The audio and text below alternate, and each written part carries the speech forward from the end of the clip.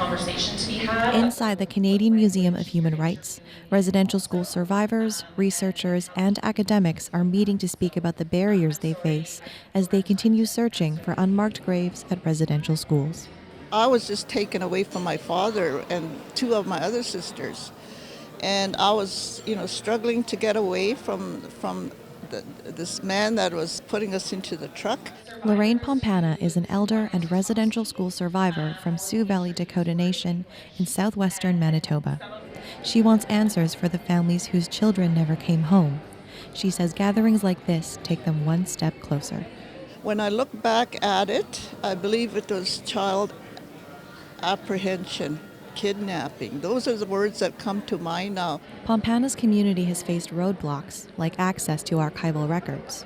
Chief Jennifer Bone thought the community was alone. At the gathering, she found out many nations are coming against the same thing. A lot of that just delays the work that's being done because we're spending time trying to access that information. Catherine Nichols is part of the Dakota Nation's search for missing children. She says meeting people from across the country now will help their investigation later.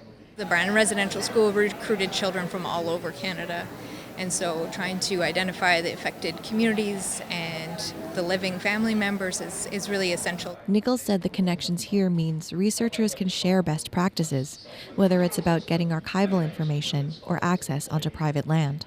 A lot of us are hopeful that in the next year or two, we'll see some real changes in Canada. The National Centre for Truth and Reconciliation, who hosted the gathering, says searches may take up to decades, but survivors and researchers say the connections they've made will last much longer. This is the beginning of nations across Canada working together to find answers. Joanne Roberts, CBC News, Winnipeg.